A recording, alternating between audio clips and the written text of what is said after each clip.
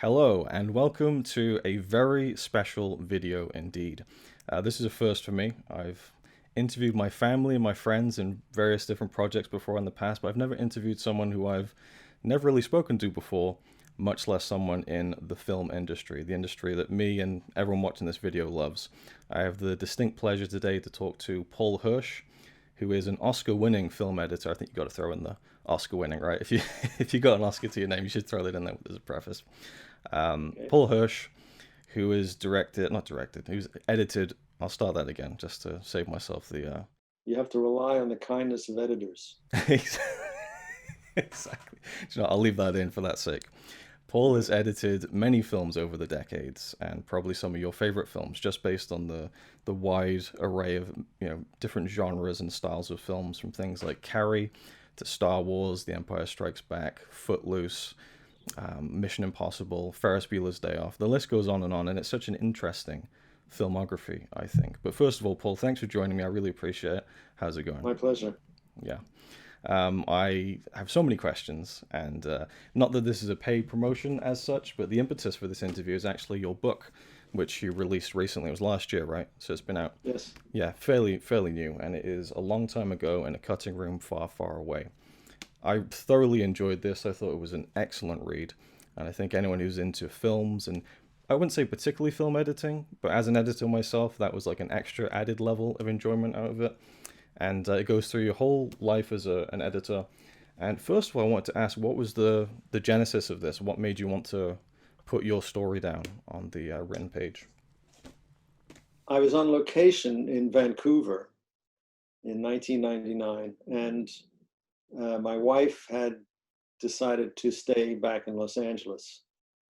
When I go on location, it's kind of exciting for me. I go to a new place, and I have to go to work. I have a job to do. I have people I see every day. And when my wife joins me, she's brought to a new city. She has no friends. She has nothing to do all day. She has no people that she sees regularly. So it's a very different experience for her than it is for me. So after enduring this for many years, she finally said, "Look, you know, I think I'm going to stay in Los Angeles. I'll visit you every couple of weeks."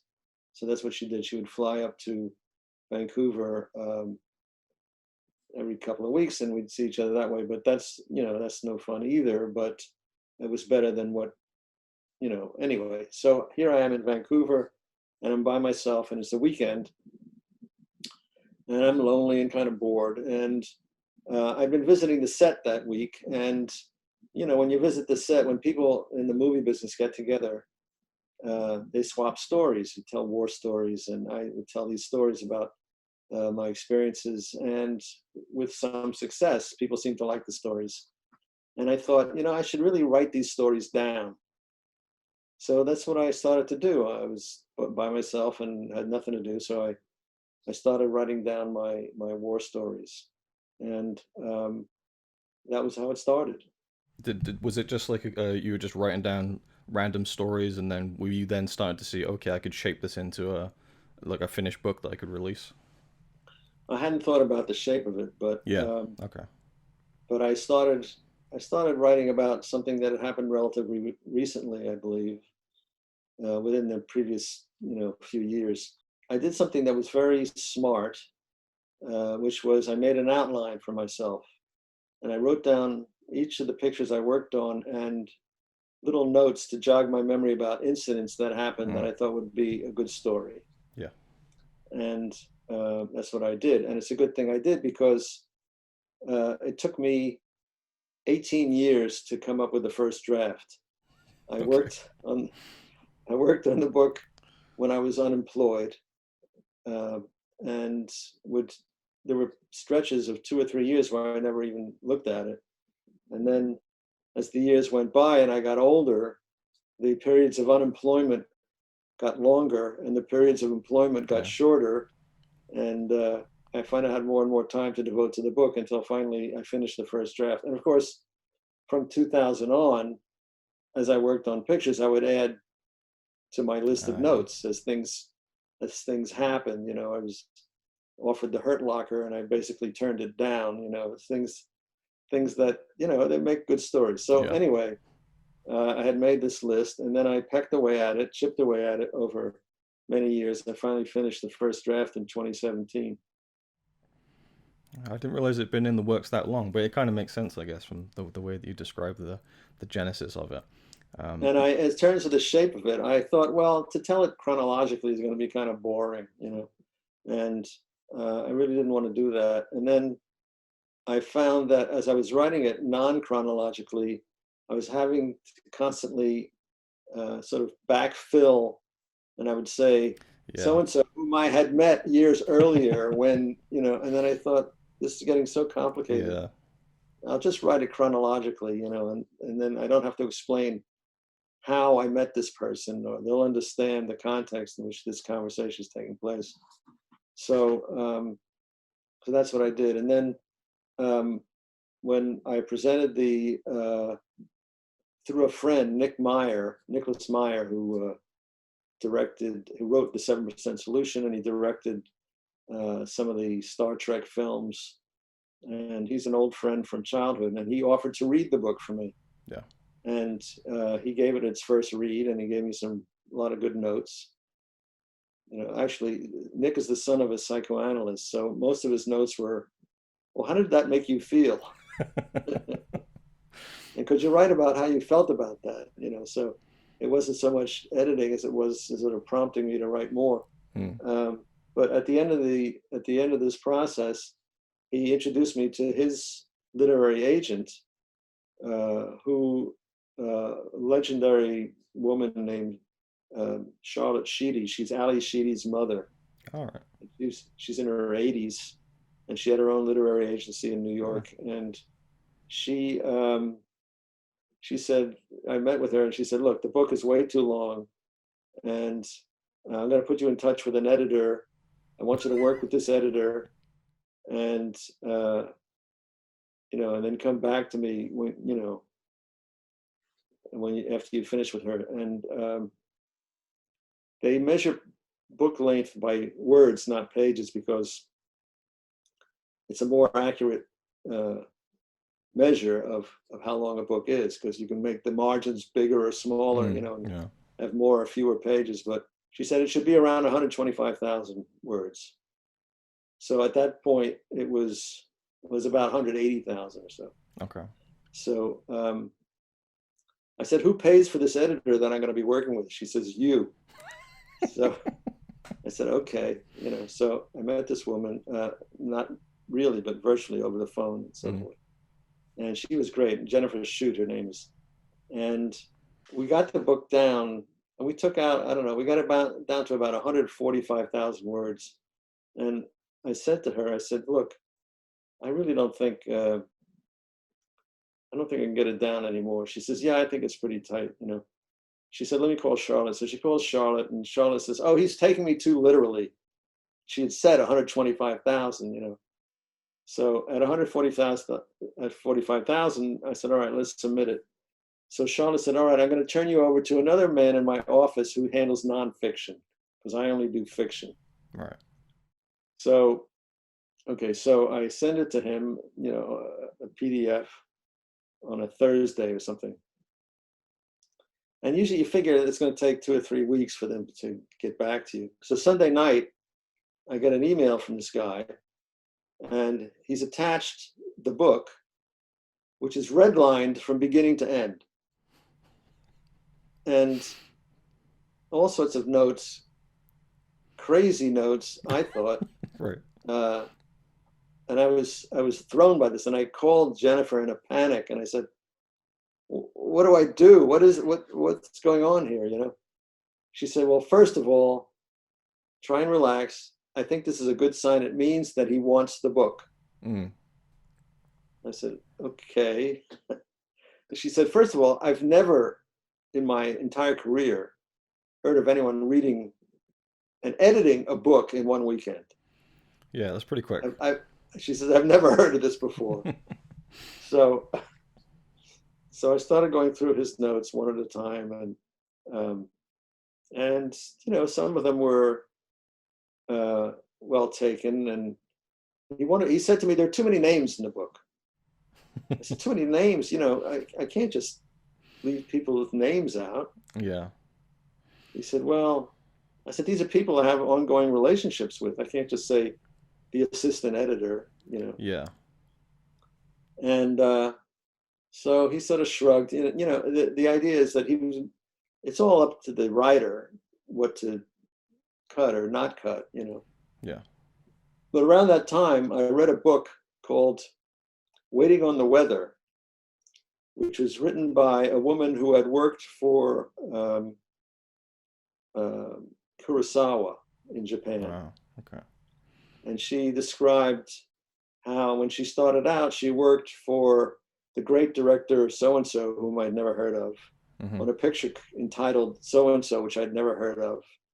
And it starred the famous Japanese actor so-and-so, whom I'd never heard of. Yeah. And I started to get the idea that for a reader who doesn't know these names, it's a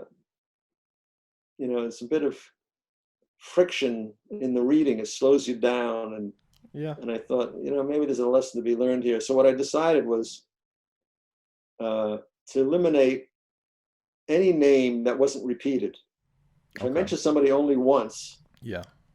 If it was an assistant editor, and I referred to him again, or him or her again in the chapter, then I would use their name because I needed to talk about them. But if it was mentioned only once, Yeah. I would just call them by their title, and then I decided to put their names in the acknowledgments at the end of the book.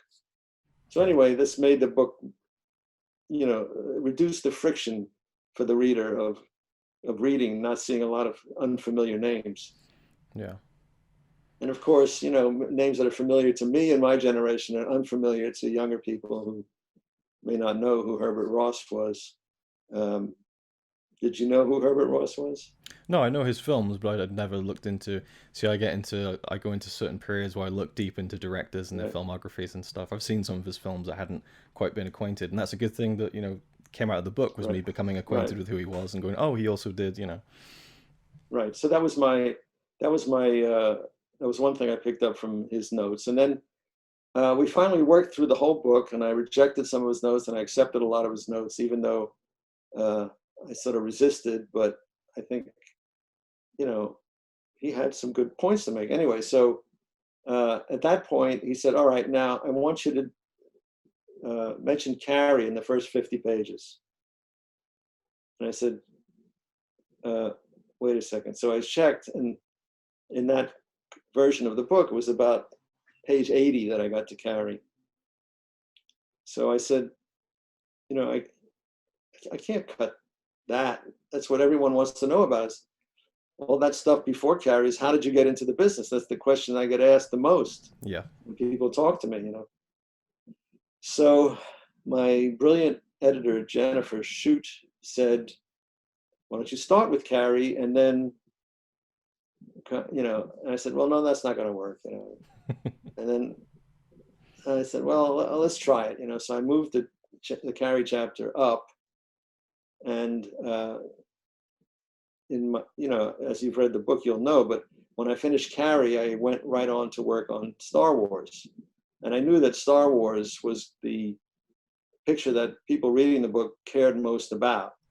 Yeah. So I knew I wasn't going to lose their attention if I cut away, so to speak, from starting out on Star Wars. So I put the CARRIE chapter first, what had been the first chapter before, which was my earliest years. I retitled the chapter 10 years earlier. Yeah. So we jump back in time, and then so that's how but from that point on, it's pretty much chronological, and each chapter is about a different movie. So it's a kind of book you can put down and pick up again later, and each chapter is sort of a self-contained story about a given picture and the wonderful, exciting follies that may have occurred on each particular project. Yeah, absolutely. What you say is true, because not only do you have the chapters that very neatly divide each experience on the film, but also there's these little mini breaks inside the chapters. There's almost like little tiny segments. So maybe you could end in the middle of a chapter, but you've ended on a certain point of the story, and I thought that was Hmm. very well done. I was going to ask you about the Carrie thing actually, because I thought it was a really smart way to open the book, because you start with this film that people are very familiar with, as opposed to Yeah, starting with the how I started out. And your introduction is really good too. I thought that was one of the best parts of the book. The way you talk about editing and the things about music and comparing it to different art forms, I thought was really great. That was thank a you. that was a real high I point of the was book, I thought. I was determined not to write a how-to book, which Yeah, yeah, I thought that kind of book could be really boring.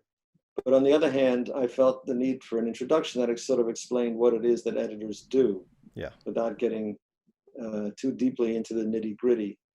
And Carrie was, um, important to begin with because, as you say, it's the first of my films that probably everyone had heard of. yeah. And I asked the agent, I said, well, what's the importance of having it in the first 50 pages? He said, well, readers for publishers only read the first 50 pages of any manuscript. Ah, right, okay. So it was a practical consideration that led to it. But it was a good way it was a good note, and I'm very glad I did it. And I can't claim it was my idea, but in this case, I was the guy making the decisions, and I decided to do it. So uh, I'll take credit for having made the decision, if not the suggestion. Yeah, I think I was flicking through it earlier today just to kind of jog some of my memory on it again, and I'm already getting excited about revisiting certain bits again. So if anyone's interested, I would highly recommend it. Anyone who watches my channel, you're interested in films, I think that it isn't just about editing. It is in a way, but there's just so many great stories that open my eyes to not even the process of editing, but the collaborative, like the Bernard Herrmann stuff. I found Yeah. fascinating how a composer actually was having influence in how the film was being put together. That was Oh something I'd never yes. really considered about. In fact, I'll just ask you right now, just while I'm talking about it, what was that kind of experience like, meeting him and working with him? Well, it was extraordinary. I had sort of hero worshipped him, Mm, and it had been my idea to use his music as a temp track for a sequence we were showing to investors to raise more money for the picture we were shooting. And this led to some research. People didn't really know where he was. He had his score for the Hitchcock film Torn Curtain thrown out by the master, and he was so wounded by this that he left um, Hollywood and he left the States and moved to London. He married a reader for the BBC, and he was living in London, and people in the United States had basically forgotten about him. And we didn't know if he was alive or dead. And they looked for him, and they found him. They sent him the script, and he was interested. So he flew to New York to watch the picture with Brian De Palma and me, and it was terrifying. He was um, he's a man who expressed himself very forcefully and with great heat and emotion. And I was 26 years old, and I sort of worshipped him and was terrified by him at the same time. And I had an unfortunate incident happen to me, which is recounted in detail in the book. But we eventually overcame that, and we became friends. It was an extraordinary experience. He had worked with Orson Welles. He had worked with Hitchcock. He knew Cary Grant and all these great actors, and um, he was actually living the life that I was only dreaming about at that point of working in Hollywood. It seemed so remote and far fetched that I could ever be a part of that world. Um, I had just gotten in the business just a few years earlier, and here was this man who was actually a part of it, and it was very exciting for me. yeah, I think the story about working with him, and then when you later kind of reconnected, I think that's another one of my favorite parts of the book actually, because obviously I'm a huge Star Wars fan, self-admitted, but you know it's those things in between that I find almost more interesting because it's the stuff I'm not expecting, and so I really loved that stuff in the book. Mhm. And yes, there's so many questions I could ask, or kind of prompts I could give you, but the collaboration that you had with Brian De Palma was really interesting to me. Just looking at the scope from beginning to end, because your first 5 films were with him, and Yes. then from there you did Star Wars, and then you kind of went off and did other things, but you'd always every now and then come back to a film with Brian De Palma. What was the your feeling with that collaboration once you did Star Wars and started doing other films? Did you feel like you had not an obligation but maybe some loyalty to go back and work with him, or did it just naturally fit into place that you kept editing his films? Well, the first film that I did after Star Wars was out of a feeling of obligation.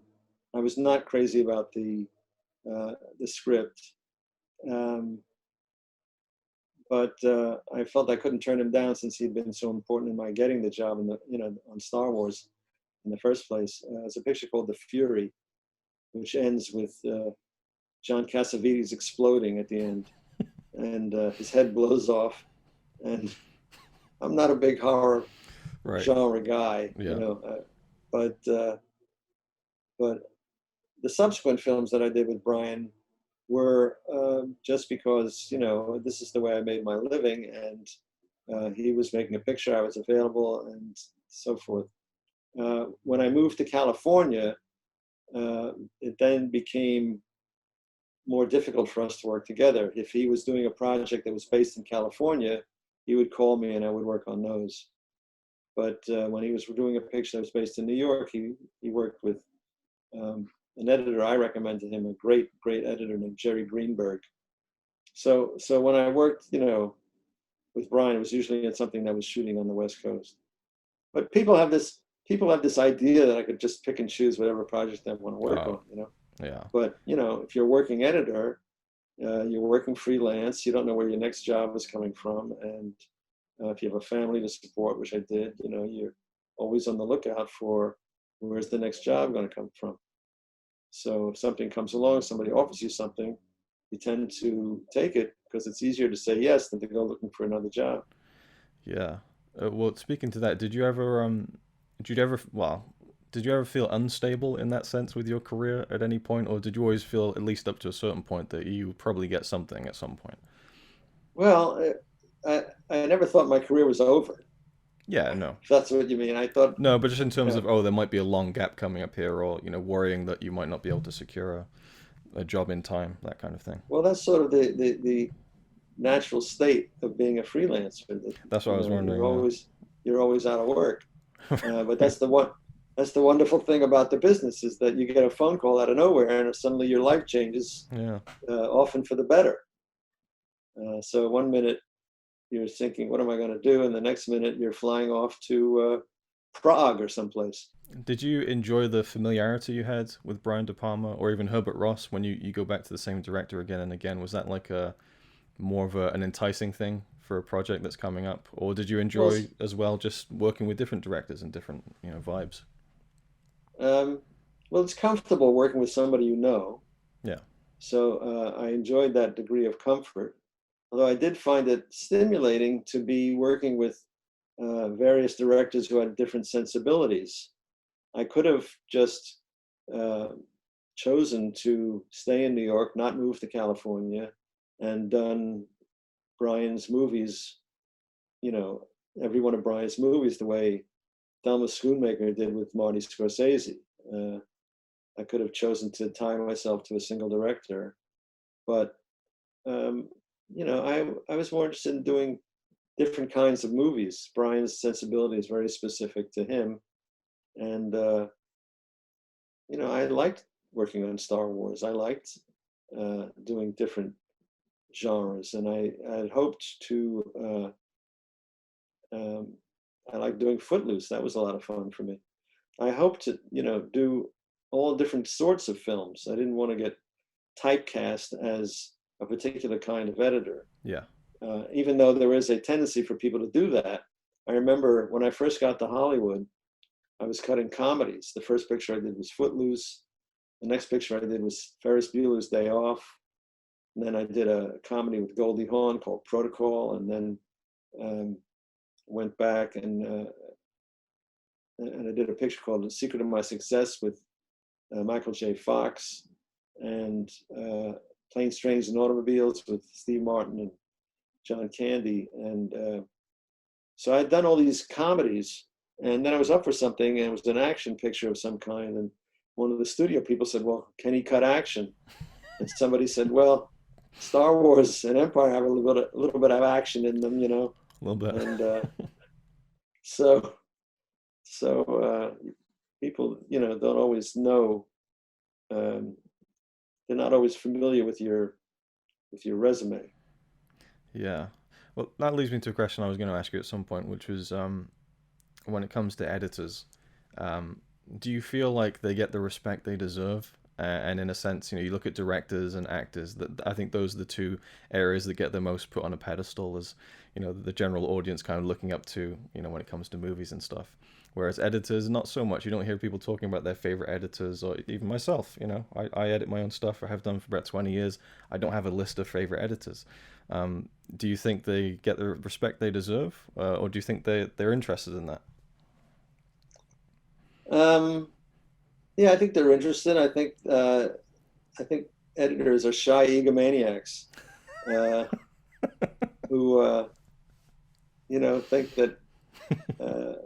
Well, there's an explanation for that, which is, when you're working on a picture as an editor, there's a very strong feeling of authorship because you make all these choices. You're making all sorts of choices every day, and of course, ultimately, your choices have to be endorsed by the director. But even so, they're your choices, and as a result, you feel very emotionally attached to the work that you're doing. Yeah.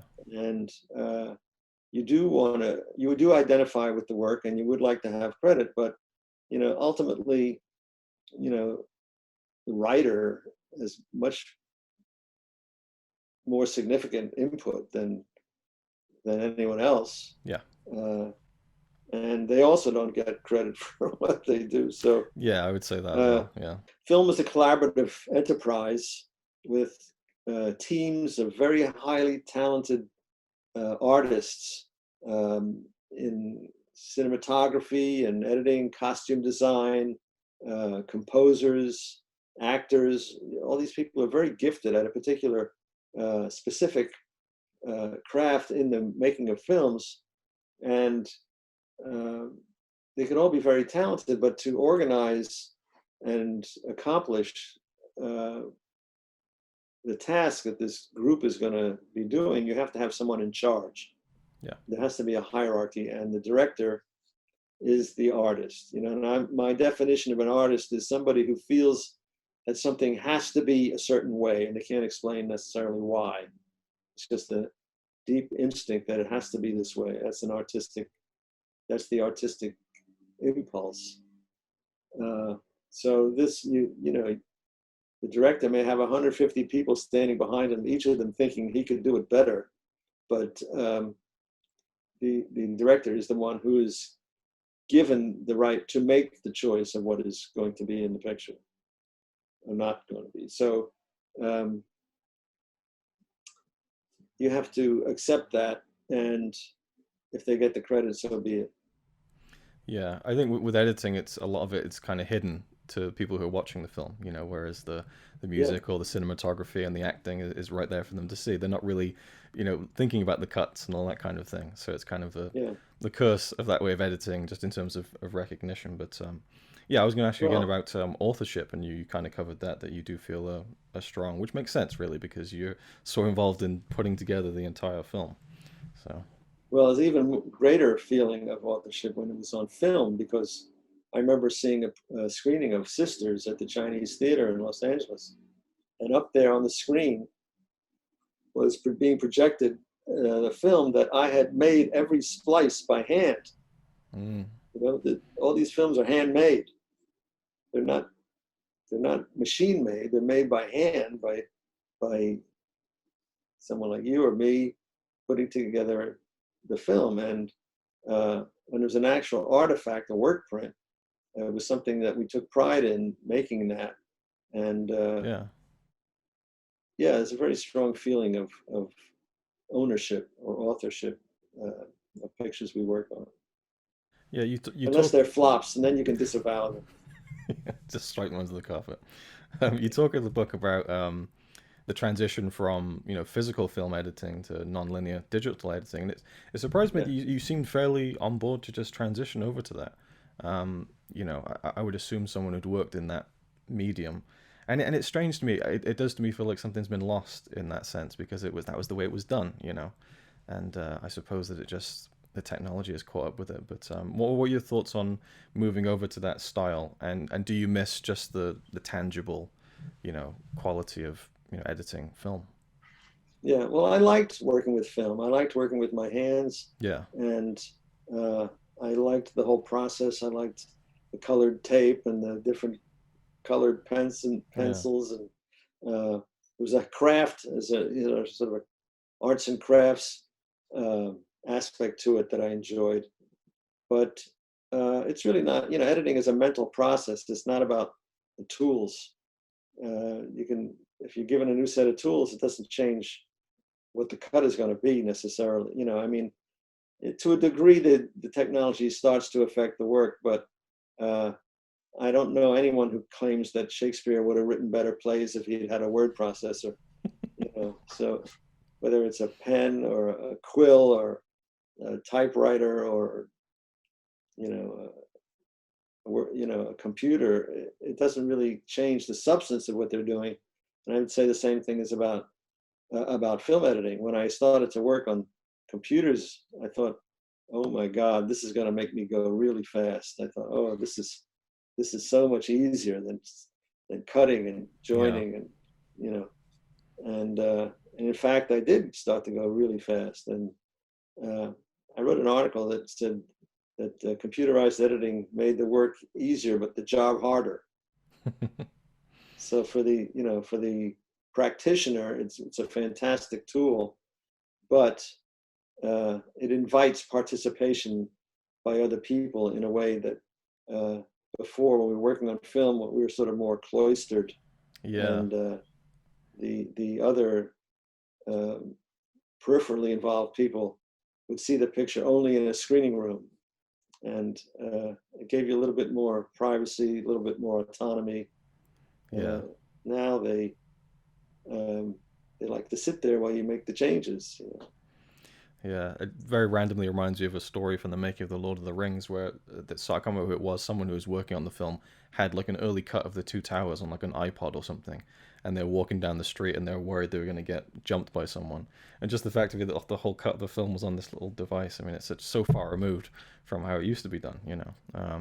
So would you say that you ever felt that your sense of authorship was chipped away just a little bit when you're making a film completely digitally, or is it like you say, it's just a different way of putting it together?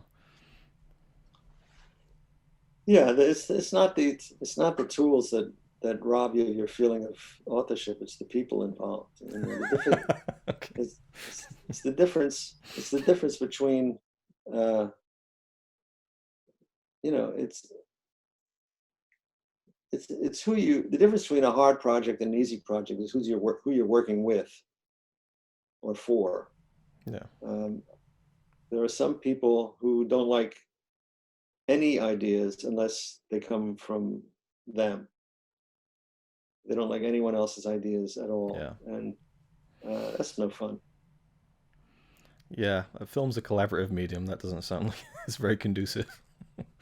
And I like when people, the directors I'm working with, can identify a problem and then invite me to find a solution, as opposed to giving me the solution that they thought of, and not consider any other solution than the one that they're offering. Yeah.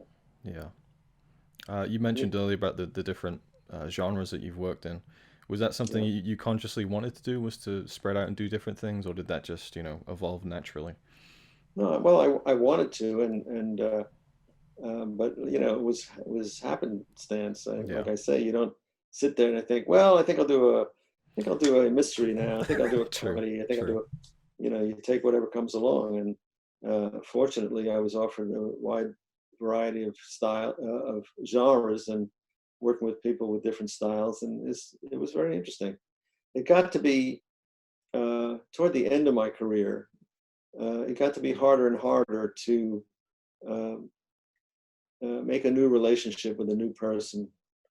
Um, I don't know why that is, but I had a great time working with Duncan Jones, Yeah. uh, and that was very fortuitous. But some of the other people I worked with toward the end were, not didn't click. Hmm. Did you ever have a preference for a style of film that you worked on? And would you say that your approach to editing a film, whether it's say an action film or a comedy or a drama, would your approach ever change? Would you ever think, okay, I need to look at this from a different perspective in terms of how the pacing is and everything? Or would you just, have a base kind of look at everything, kind of, just use your Well, intuition? I think the latter. I think I always relied on how do I feel about this. I mean, if it Yeah. was meant to be a comedy, I'd say, how can I make this as funny as possible? It's not something I would consider if I were doing a drama, obviously. Yeah. So you approach it differently in that sense, but still the effort is to maximize whatever the intent of the scene is. You try to make it, if it's meant to be tense, you try to make it as tense as possible, Yeah. or funny, or entertaining, or if it's a dance number, you try to make it as exciting as possible. Um, yeah, I loved working with films with music Hmm. and just dancing. Those are some of my favorite experiences. Yeah, I saw Footloose for the first time a few years ago, and it kind of had that reputation in my head as like, oh, just cheesy '80s music film. But I ended up really loving it. It's a really good time, Footloose. Very good. Um, so with John Hughes, as we're talking about Yes. comedy, that was really fascinating to me because what it sounds like, you worked with him on Ferris Bueller's Day Off and Planes, Trains, and Automobiles, Yes. the latter of which is one of my all-time favorite films. And it seems like It's once he was, coming up on Thanksgiving this week. it is, yeah. It seems as if John Hughes, he would make the movie and then he wouldn't really be involved in the editing process, correct?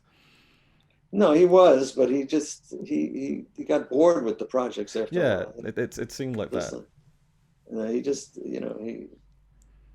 he was on to something else. He was a writer, so he was Right. constantly you know working out the ideas that occurred to him. He had a little book, and he would write down ideas. He had this tiny handwriting, sort of spidery uh, handwriting, tiny little script that he wrote in, and he would write down ideas for movies in these books, in these little books that he'd carry around. And uh, I've recently become acquainted with his son James, who looks just like his father Oh, wow. and is about the same age that John was when I was working with him, which is really freaky. When I see him, it's like Yeah. John come back to life. Uh, but he had dozens and scores of these books filled with ideas for movies that'll never get made. It's a shame, but Yeah. he just constantly generated. He had ideas, and sometimes he would start a script and then get interrupted and get involved in something else. He'd come back to the script, and he couldn't pick up the thread again. He'd lost the thread of what he was, where he was headed, or what he was about, and instead of working at it, he'd just throw it out and write a new one from scratch. Wow. So he's an incredibly gifted writer, and an extremely funny man. We had a lot of good, hard belly laughs in his cutting room. Yeah. Because, like as you said in the book, how he kind of would go off, and you'd be left kind of with. Did you feel like you had more, not control, I guess is not the right word, but did you have more of a, I don't know, carte blanche to kind of More responsibility. responsibilities? Yeah, that's probably a better word, yeah. Yeah, he put a lot of responsibility on me Seems for that the way. finishing of the film. Yeah. Yeah, But did you embrace that? Did you see that as a challenge yeah, I was or yeah? happy to do it. Yeah, sure. Yeah.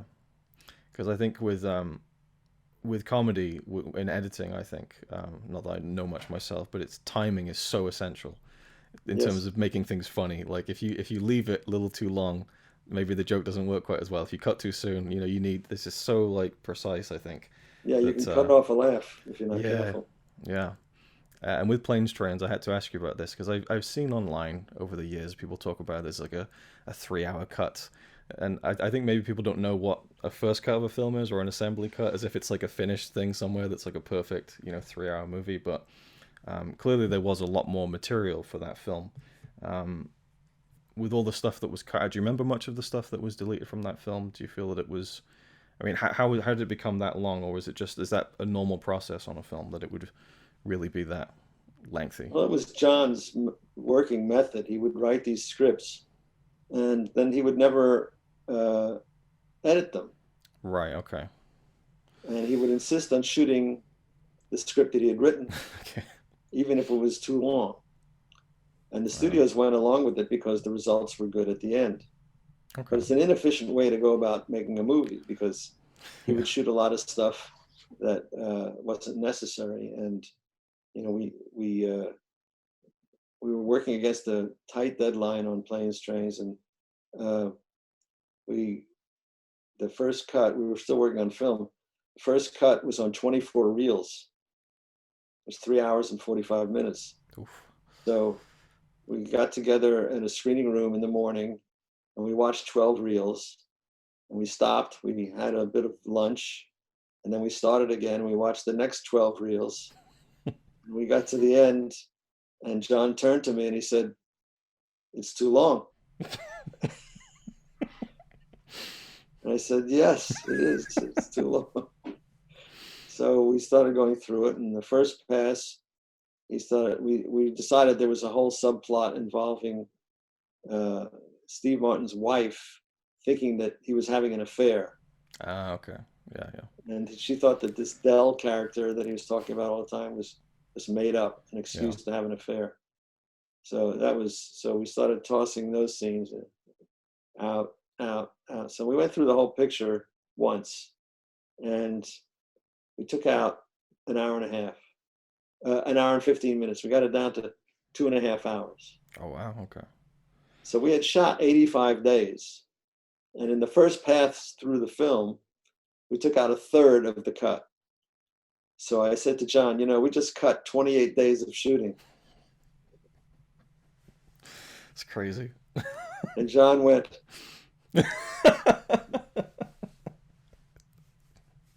so, Oh well. so it was an adventure, that picture. Mm. Yeah, there are scenes. I mean, there was a scene. Some of the stuff we cut out is really funny, but the thing is, That's what I was wondering. Yeah. like, it's like a meal. At a certain point, you get full, and it doesn't matter how good the food is. You've had enough. So we had to make some hard choices about, um, what we're gonna do. I don't know if you read that chapter, but Yeah.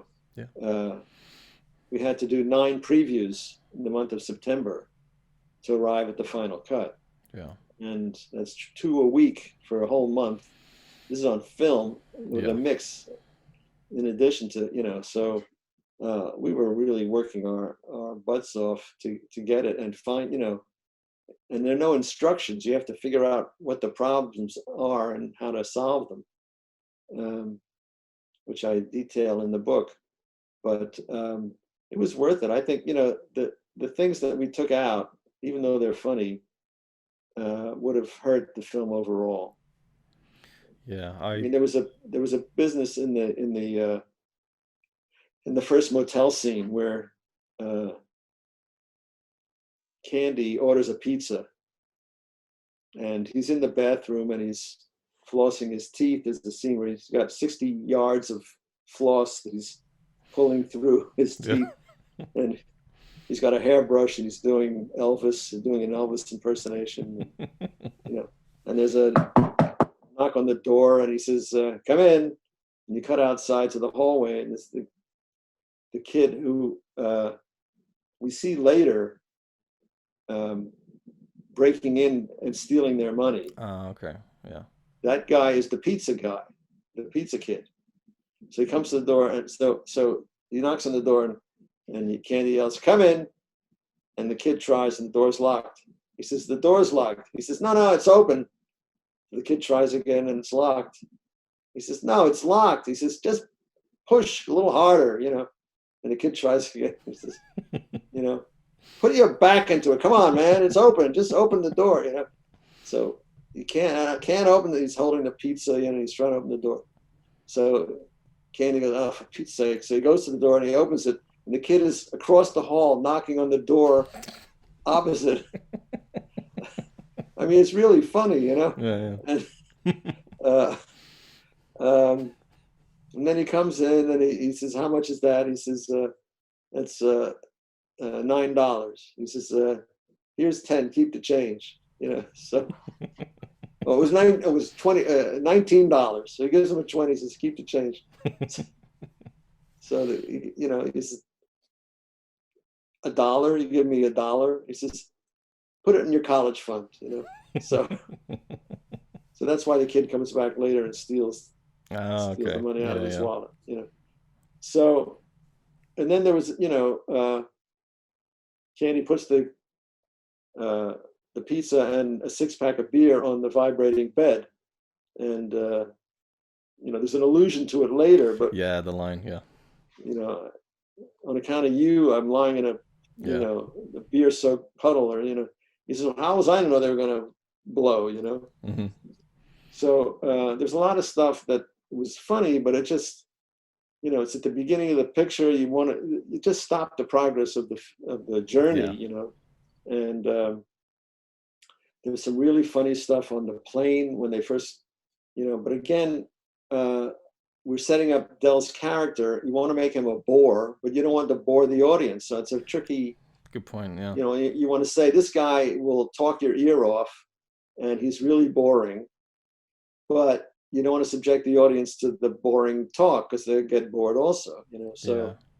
So, yeah, there's a lot of stuff that we took out, and people are curious about it because they love the movie so much. Yeah. But the truth is, the best cut of the movie is the one we released.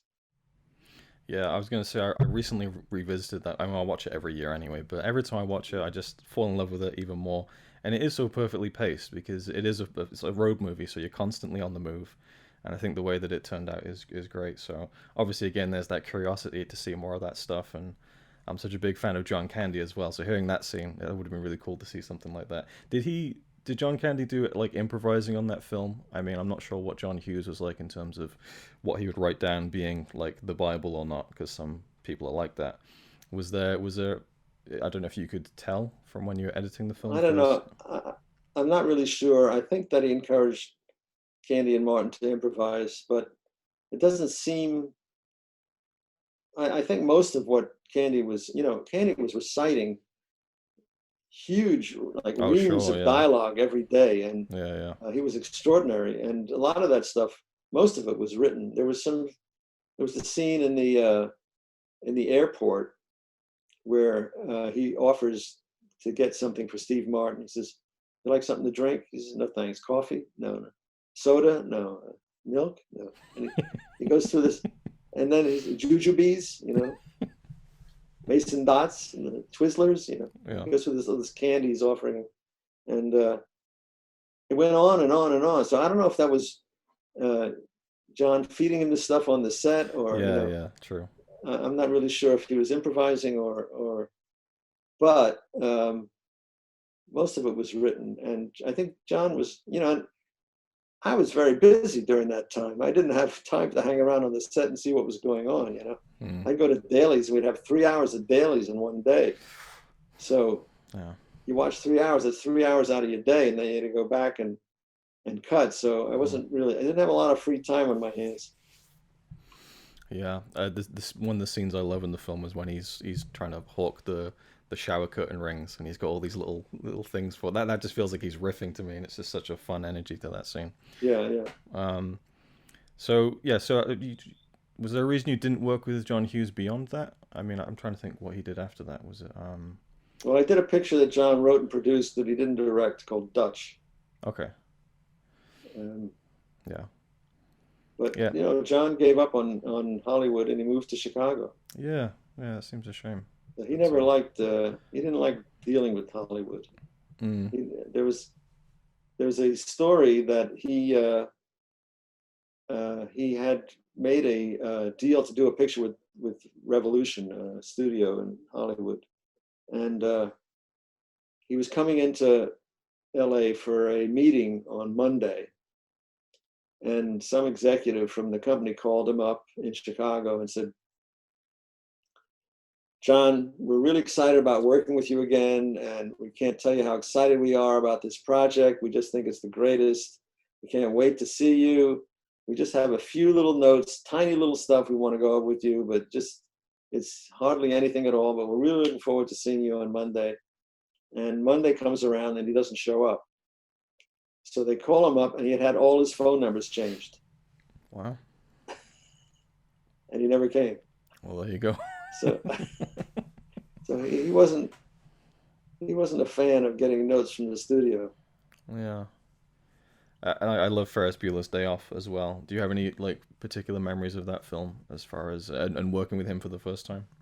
It was a very clever idea, I thought, breaking the fourth wall and talking directly to the camera. And I hadn't seen that since 20 years earlier. There was a picture called Alfie with Michael Caine, where he talks directly to the camera. And I thought how smart that was to revive that technique. Yeah. But again, Ferris was the longest picture I'd ever cut up to that point. The first cut was 2 hours and 45 minutes. And I'd never worked on anything that long and had to compress as much as on Ferris. Yeah. Ferris was a joy. I mean, it was nothing better than working on a funny comedy. Yeah, and sure. Nothing worse than working on an unfunny comedy. I can imagine, yeah. Did you ever like run out of time? Like, obviously you didn't because the films got released, but was there ever a point with the film where you felt like, oh, I wish I could have had more time just to finesse something? Was there ever like something in a film that you felt hadn't been properly, finessed at the end? Not really. I mean, Well, there were times pretty good answer then, I guess. No, I mean, there were times when I was overruled about things, Right, yeah. But no, I never felt like we didn't have time to do things that we wanted to do. Yeah, I was just wondering because the question of achieving consensus on what we're going to do. That was the difficult part, Yeah, I suppose. It's like you're saying with planes, trains, like the deadline that was looming and how much, how little time you had to really, get that thing locked at the end. The one that was really crazy in terms of running out of time was I Love Trouble, because they threw out this score. Elmer Bernstein wrote the score and they threw it out 9 days before the final mix. So that caused a scramble at the end. So yeah, it was tight making the deadline on that one. But so I wanted to ask you about the whole Oscar situation. Yeah. You won the Oscar for editing Star Wars, which you shared Yes. with two other editors.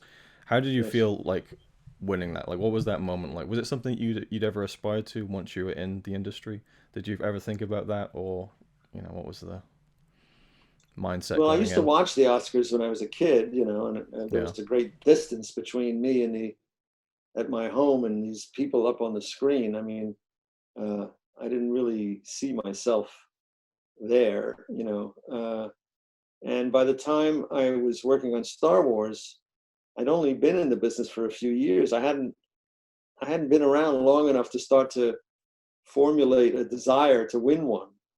I was just hoping to get on another feature. I was hoping I wouldn't have to go back to cutting trailers.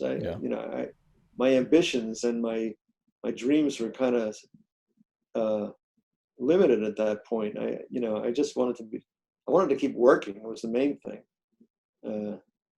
I did Star Wars. I came back to New York, and Brian De Palma said to me, he says, "You're going to win an Oscar." That was the first time I'd ever thought about it. Okay. And it turns out I did. But it's just a random kind of thing. I have friends who were very, very gifted editors who never won, who easily could have. But it's luck. It's just there's a big element of luck involved. It does seem that way. But are you proud of that, to have that achievement, to have that kind of notch on the career?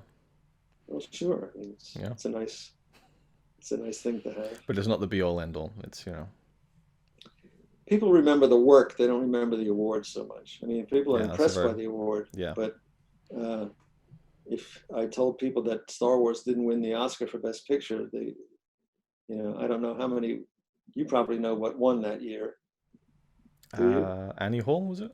Yes, Yeah. yeah. But you know, people may not know that, but they remember the movies. Yeah, exactly. Yeah. I did a picture. I helped out on a picture. I was just an additional pair of hands on The Great Gatsby with Baz Luhrmann. And Baz said to me, he says, you know, working in the business, what you can really hope for in this business is to work on something that becomes a part of the culture. And I think I've done that, you know, and it's very satisfying to Yeah. feel that I've contributed to something that has become meaningful to so many people. And in multiple, genres as well, from Star And Wars all and over the world. yeah, absolutely, yeah. One thing I wanted to ask you is in some of the early De Palma films, he was quite fond of using split screen. Just on like a technical level, how would you go about doing that with physical film? Because I would have no idea. And would you have to like, I don't know, like cut the two different pieces and time, or were they filmed to time? If that makes sense.